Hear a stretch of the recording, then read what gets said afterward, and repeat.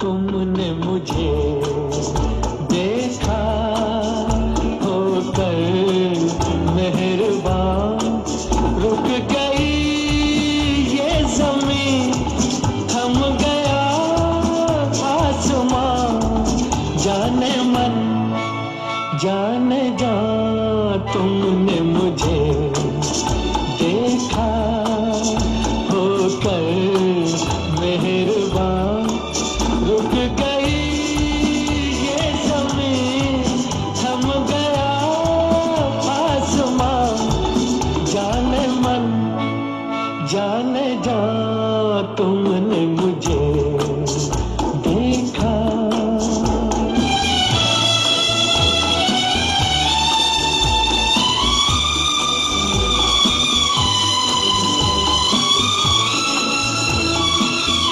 रफी साहब, आपकी जिंदगी के बारे में कुछ सवाल पूछने थे, कभी तो सिलसिला तो करो। अच्छा, तो सबसे पहले मैं आपके बचपन की जिंदगी के बारे में कुछ जानना चाहूँगा। मसलन आपकी पैदाइश कहाँ हुई, कहाँ कहाँ रहे, वगैरह वगैरह। मैं कोटला सुल्तान सिंह पंजाब में पैदा हुआ। उसके बाद हम लोग लाहौर चले गए। लाहौर के साथ जाने से मैं बम्बई आ गया। आपके बचपन की तालीम घर पर ही हुई या कहीं बाहर भी गए? मेरी तालीम ज़्यादातर घर पे हुई, क्योंकि मुझे ज़्यादा गाने का शौक था, तो इसलिए मैं ज़्यादा पढ़ाई की तरफ तवज्जो नहीं दी। वो तो वो नहीं था, आपको इतना बड़ा कलाकार जो बनना था, मोहम्मद रफी बनना था। खैर, बाद में आपके संगीत की तबीयत किसकी निगरानी में हुई? आपके वालिदैन ने तो मुखालफत जरूर की होगी। अजी ये तो मत पूछिए, ये तो इतने खिलाफ थे, कभी भी तो ऐसा थे हमको मारते भी थे। इतने खिलाफ थे गाने के। और फिर आके जी तो संगीत की हुई और मेरी हुई। आज के उस्ताद कौन थे? मेरे साथ उस्ताद बरकत अली खान थे, और जिनसे मैंने क्लासिकल गाने की तालीम हासिल की, और दूसरे उस्ताद अब्दुल वहीद खान साहब। जी हाँ, बाकी आज सब कुछ लोग ये जिनसे हमारा रोज रास्ता पड़ता है, जिनसे हम गाना, जो हमारे इंडस्ट्री में म्यूजिक डायरेक्टर हैं, वो भी हमारे उस्ताद ही हैं। इनसे हमको काफ़ी सीखने को मिलता है। आपको गाने का शौक कैसे पैदा हुआ? गाने का शौक पैदा ऐसा हुआ, जब मेरी उम्र 10 साल की थी, तो जिस मोहल्ले में हम लोग रहते थे, वहाँ एक सुबह सुबह फकीर आया करता था। अच्छा, तो वो गाकर पैसा मांगता था। तो जब गाता था वो, तो उसकी आवाज़ मुझे इतनी अच्छी लगती थी, तो मैं वो जाना चाहता जा रहा था, मैं उसके पीछे पीछे चलता, मैं भी साथ साथ में चलता था। वो गाना वो पंजाबी में है, मैं आपको सुनाता हूँ। उसके बोल है उसका, खेतन दे दिन चार में माए, खेतन दे दिन चार। तो मैं उसको आपको थोड़ा अगर खुशी करता है ट्यून में सुनाता हूँ। खेतन दे दिन चार में माए, खेतन दे दिन चार। इतना मीठा उसका आवाज लगता था, मुझसे मैं गाँव में जाता था, उसके पीछे पीछे उसको देख देख मुझे गाने का शौक इतना बड़ा था। मोहम्मद रफ़ी साहब 1947 मेरे ख़्याल से जब सेकेंड वर्ल्ड वॉर का एंड हो रहा था, उस वक्त एक फ़िल्म बन रही थी, पहले आप, कारदार प्रोडक्शन में। तो उसमें कारदार प्रोडक्शन में मेरे वालिद का लखनऊ से लेटर लेके आए रिकमेंडेशन का, बहुत सीधे, बहुत कम बोलने वाले। तो लेटर दिया, चुप पे खड़े हो गए। मैंने पढ़ा, फिर मैंने कहा अच्छा। कोरस उस वक्त एक हो रहा था, हिंदुस्तान के हमें हिंदुस्तान हमारा, हिंदू मुस्लिम दोनों की आँखों का तारा, ये कोरस था। तो मैंने कहा वो कोरस में आप भी गाइए। तो उनको एक लाइन उनको भी दी। अलाउद्दीन जो पाकिस्तान के बड़े कैरेक्टर एक्टर बने, वो भी उस वक्त थे कोरस में। अलाउद्दीन की एक लाइन, एक GM दुर्रानी साहब उस वक्त के सिंगर, GM दुर्रानी, मोहम्मद रफ़ी, एक मोतीराम थे, वो इन सब की एक एक लाइन थी। आज भी वो गाना सुनिए, उसमें एक लाइन मोहम्मद रफ़ी गाते हैं। फिर मोहम्मद रफ़ी कह रहे हैं, मेरी आरज़ू है कुंदन लाल सहगल के साथ एक लफ्ज़ गा लूँ। तो शाहजहाँ फिल्म में आप देखिएगा, मेरे सपनों की रानी रूही रूही, उसमें आखिर में फ़कीर एक गाता हुआ जा रहा है, मेरे सपनों की रानी रूही रूही। वो मोहम्मद रफ़ी से वो एक लाइन गवाई थी, उनकी आरज़ू थी। तो मोहम्मद रफ़ी से पहला कोरस गाना गवाया था जिसके 10 रुपए उनको मिले थे। फिर उनको और कोरस में गवाते रहे। फिर पहला सोलो गाना हमने उनको फिल्म दिल लगी में गवाया था, तेरे कूचे में अरमानों की दुनिया लेके आया हूँ। और दूसरा गाना उसी फिल्म में था, इस दुनिया में आए दिल वालों दिल का लगाना खेल नहीं। वो गाने उनके दोनों बड़े मकबूल आम हुए और बहुत शरीफ आदमी थे। मोहम्मद रफ़ी जैसा यानी जिसमें दोनों खूबियाँ हों कि एक सुरीला इंसान और एक अच्छा इंसान, ये दोनों उसमें उनमें ये खूबियाँ थी। और वह आदमी ने कभी किसी की बुराई नहीं की, कभी किसी के लिए बुरा नहीं कहा और बहुत खुदा के खौफ रखते थे, लोगों के लिए अच्छा सोचते थे। और इसी तरह से जैसे पहले मिले थे मुझसे उसी तरह आखिर वक्त तक मिले थे, उसी अदब से मिलते थे और उसी कहना चाहिए खुलूस और मोहब्बत से पेश आते थे। मोहम्मद रफ़ी साहब की रेंज कि मैंने कहा भाई ये गायक में रेंज बहुत अच्छी है लेकिन एक्सप्लॉइटेशन नहीं हुआ अभी तक। फिल्म बैजू बावरे में हमने फिर एक गाना जब रिकॉर्ड किया, वो दुनिया के रखवाले सुन दर्द भरे मेरे नाले, उसमें मैंने उनकी पूरी रेंज का एक्सप्लॉइटेशन किया। तो लोगों को पता लगा कि मोहम्मद रफ़ी की रेंज इतनी है, इतने ऊपर तक जा सकता है। तो वहाँ से मोहम्मद रफ़ी को लोगों ने फिर चिखवाना शुरू कर दिया, ज़रूरत हो या ना हो ऊपर हाई ऑक्टेव में गवाने लगे। तो बहरहाल मोहम्मद रफ़ी में की गाने की रेंज भी अच्छी थी। भगवान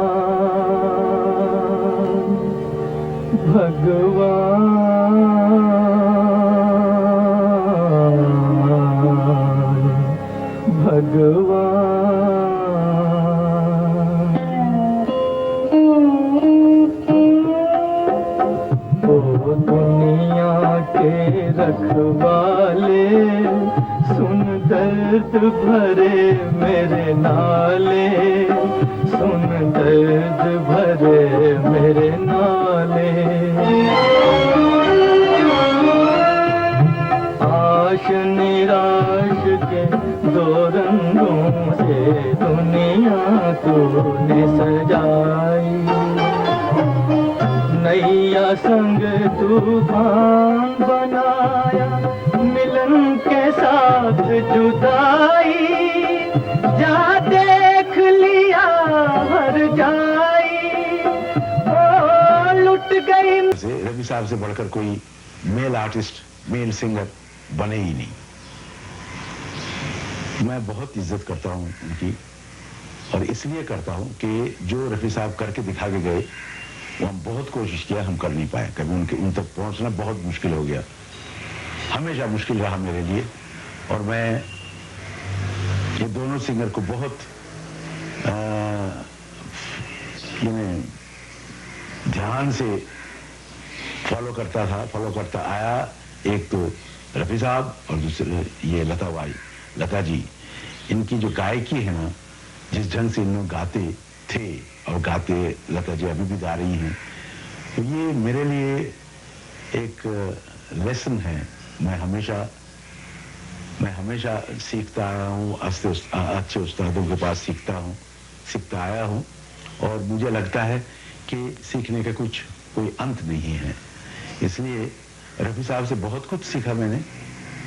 और ये मैं कहूँगा कि साथ हम लोग जितने गाने गाए और जब कोई मैं सुनता हूँ गाना, मेरे कोई रेडियो में नहीं तो कहीं भी सुनता हूँ, मेरे आँख में आंसू आ जाता है। इसलिए कि उन दिनों हम लोग अच्छे दोस्त थे और काम बहुत मिलजुल के हम लोग किया करते थे। एक एटमॉस्फेयर कुछ और होता था जो आज के दिन में मिलता नहीं है। वो कभी होता भरोसा कभी होता भरम, बड़ा उलझन में है इंसान। कभी होता भरोसा कभी होता भरम, बड़ा उलझन में है इंसान। तू है या नहीं भगवान, मत उलझन में पड़ इंसान, ओ मत उलझन में पड़ इंसान।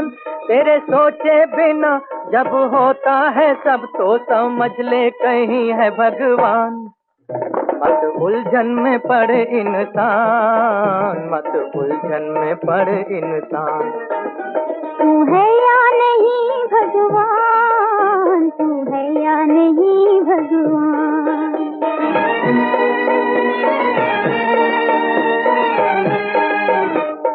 वो है अगर तो क्यों देना दिखाई, वो है अगर तो क्यों देना दिखाई, कैसी ये उल्टी जीत है। वो है अगर तो क्यों देना दिखाई, कैसी ये उल्टी जीत है। करती थी कि पहले से सोच के रखती थी कि यहाँ एक तान कहनी है, पर उनको नहीं बताती थी मैं, और पहले गाती भी नहीं थी। जैसे टेक शुरू होता था मैं खट से गा जाती थी, और फिर रफ़ी साहब को ज़रा अजीब लगता था। फिर वो कहते थे अच्छा आपने ये कहा। बहुत साल पुरानी बात है, अंदाज़ रिलीज़ हुई थी और अंदाज़ का मेरा उनका एक डुएट था, वो बहुत पॉपुलर हुआ था। यूं तो आपस में बिगड़ते हैं खफा होते हैं। पिक्चर पे राज कपूर और नरगिस दोनों ने गाया था। हम लोग स्टेज पे गा रहे थे और बड़ा अच्छा गाना, मतलब लोग बहुत इससे सुन रहे थे। और गाते गाते उनका लास्ट अंतरा आता था कि ऐसे ना देखा करो तुम सबकी तरफ हंस हंस कर, ऐसे कुछ स्टार्ट था। और आगे लाइन आती थी कि लोग ऐसी ही अदाओं पे फिदा होते हैं। तो रफ़ी साहब इतना गाने के मूड में थे, बड़ा उन्होंने तान वान लेके शेर कहा। और जैसे लास्ट लाइन आई उन्होंने कहा कि लोग ऐसी ही फिदाओं पे अदा होते हैं, और जो पब्लिक में हंसी। और रफ़ी साहब ने भी हंसना शुरू किया, मैंने भी हंसना शुरू किया। गाना तो आगे हुआ ही नहीं, हम दोनों हंसते रहे और वैसे ही पर्दा फिर गिराया। आपस में हम लोग मजाक तो होता ही था, क्योंकि मैं उनको बहुत छेड़ा करती थी। वैसे भी बहुत शांत आदमी थे, और क्या कहूँ मैं, जैसे भगवान का आदमी था वो। उनमें कोई ऐसे ऐब भी नहीं थे, ना पान खाते थे, ना सुपारी, ना शराब, ना कोई ऐसी गलत आदत नहीं थी उनको। बस थोड़ा खाने का शौक़ था और गाना।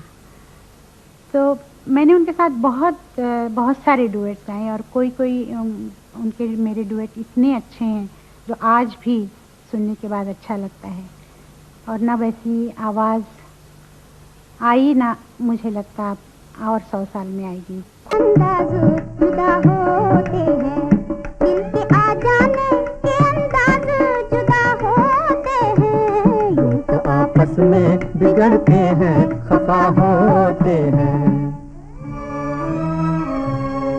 ऐसे हंस हंस के न देखा करो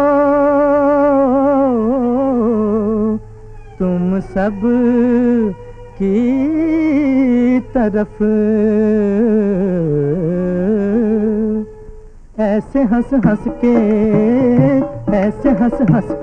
न देखा करो तुम सब की तरफ।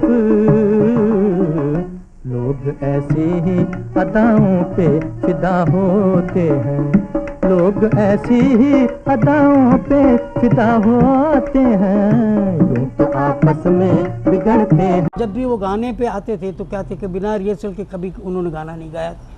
1-2 रिहर्सल करेंगे, उसके बाद गाने को पूरा समझने की कोशिश करेंगे कि इस गाने का मतलब क्या है, किस पे पिक्चराइज होने वाला है, क्यों होने वाला है, कितना लाउड मुझे गाना है, कितना सॉफ्ट मुझे गाना है। ये सारी बातें वो सुन के उसको समझने के बाद फिर गाना रिहर्सल करते थे। रिहर्सल में भी इनका तरीका मुझे बहुत अच्छा लगता था कि गाना जब भी शुरू हो तो पहले जो होता है ना कि टेम्पो होता है, बड़ी दूर से आए, ये टेम्पो है उसका, तो वो बोलेंगे आधे में मुझे सुनाओ पहले कि बड़ी दूर से आए हैं, तो हैं पे वजन देना है कि आए पे देना है कि लंबा करना है। ये सारी बातें वो छोटी छोटी लिख के उसको रिहर्सल करके 3-4 बार उस तरह से रिहर्सल करने के बाद फिर हम ओरिजिनल टेम्पो पे आते थे। मुझे खुशी इस बात की होती है हर वक्त कि रफ़ी जी बोलते थे कि जब भी प्रोग्राम में जाता हूँ तो बोले भैया मैं तुम्हारे गाने से स्टार्ट करता हूँ। पर्दा खुलता है और मैं बोलता हूँ कि बड़ी दूर से आए हैं, प्यार का तोहफा लाए हैं, और एक सिचुएशनल गाना बनता है क्योंकि हम परदेश जाते हैं तो वहाँ जाके ये गाना सुनते लोग तो उनको बहुत अच्छा लगता है। आज वो हमारे साथ नहीं, लेकिन दिल में हर वक्त बसे हुए हैं और हर वक्त रहेंगे। बड़ी दूर से आए हैं, प्यार का तोहफा लाए हैं। अरे सुन भैया सुन, जरा दिल लगा के सुन। हाँ, हम यार हैं, यारों के निभा देंगे यारी। यारी है हमको सारी दुनिया से प्यारी। अपना तो दिल है सादा, फिर भी है अटल इरादा। है जान से प्यारा वादा, वादा कभी न तोड़ेंगे। जीते जी हम यारों का साथ न छोड़ेंगे। जीते जी हम यारों का साथ न छोड़ेंगे। सहारे सहारे सहारे। नमस्कार। उषा जी, हमारे देखने और सुनने वालों को थोड़ा सा रफ़ी साहब से आपकी मुलाकात कैसे और किस तरह हुई, थोड़ा सा बताएं। रफ़ी साहब की मुलाकात मेरी बहुत होती थी जब रिकॉर्डिंग होती थी। और जब पहली बार मैंने उनसे मिली तो जब मैं गाना उनको सुना रही थी तो कहने लगे, अरे बहुत अच्छा गाना बनाया तुमने। मुझे बुलाया, मैं मतलब उनसे नर्वस हो रही थी, बहुत डर रही थी। उन्होंने बोला, नहीं इधर मेरे पास बैठो, क्योंकि इस समय तुम मास्टर हो, मैं तुम्हारा चेला हूँ। मैंने कहा नहीं रफ़ी साहब। बोले नहीं, क्योंकि तुमने जो गाना बनाया है, तुम मुझे अभी सिखाओगी वो मैं गाऊँगा, मैं अपने मन से नहीं गा सकता। क्योंकि वो रफ़ी साहब में यही तो एक सरलता थी कि बहुत सॉफ्ट बोलना और बहुत प्यार से बोलना, और सबको प्यार से और इज़्ज़त देते थे। साजन बिना सुहागन, आप तो ऐसे न थे, और बहुत सारी फिल्में हैं जिसमें रफ़ी साहब ने आपके संगीत में गाया। तो कोई ऐसा शानदार गीत जो आपको बेहद पसंद है, जिसे रफ़ी साहब ने अपनी आवाज़ दी? अभी आप मुझे बोलेंगे कि गा के बताओ? नहीं नहीं जी, नहीं जी, नहीं। अच्छा नहीं बोलेंगे तो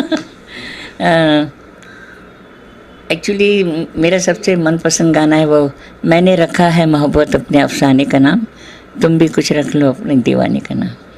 बहुत बहुत बहुत बहुत तुम भी कुछ अच्छा सा रख लो। जी जी। हाँ। क्या कुछ तुम भी कुछ अच्छा सा रख दो अपने दीवाने का नाम। जी जी। तो हम देखने और सुनने वालों का तहे दिल से शुक्रिया अदा करते हैं।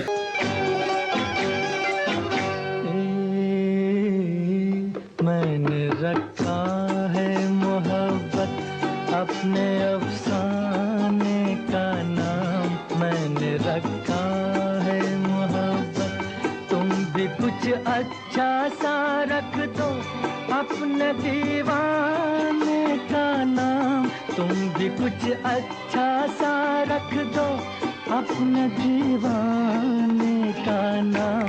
मैंने रखा है मोहब्बत अपने अफसाने का नाम, मैंने रखा।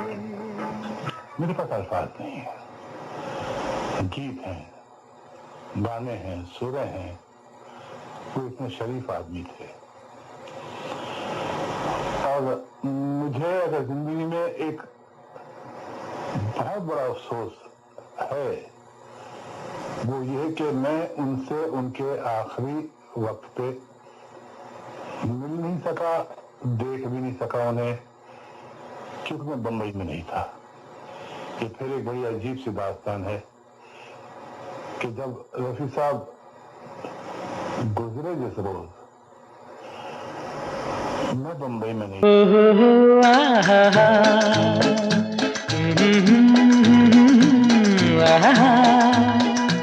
ये देख के दिल झूमा, ले प्यार ने अंगड़ाई, दीवाना हुआ बादल, सावन की घटा छाई। ये देख के दिल झूमा, ले प्यार ने अंगड़ाई, दीवाना हुआ बादल।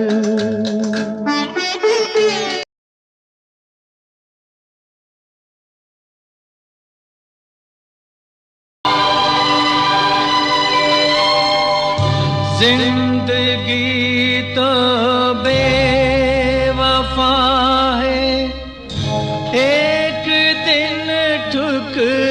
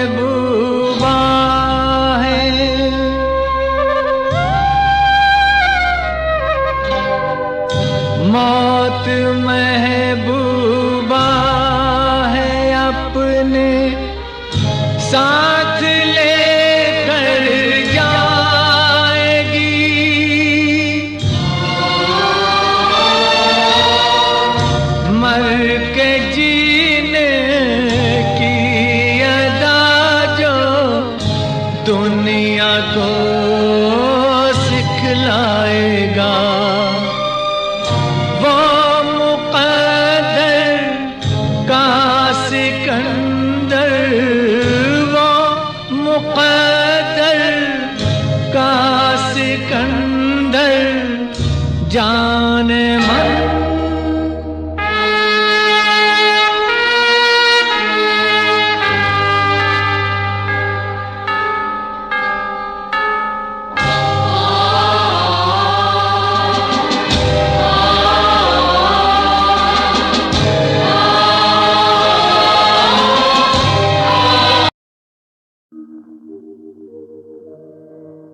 तुम मुझे यूं भुला न पाओगे, हाँ तुम मुझे यूं भुला न पाओगे। जब कभी भी सुनोगे गीत मेरे, संग संग तुम भी गुनगुनाओगे। हाँ तुम मुझे यूं भुला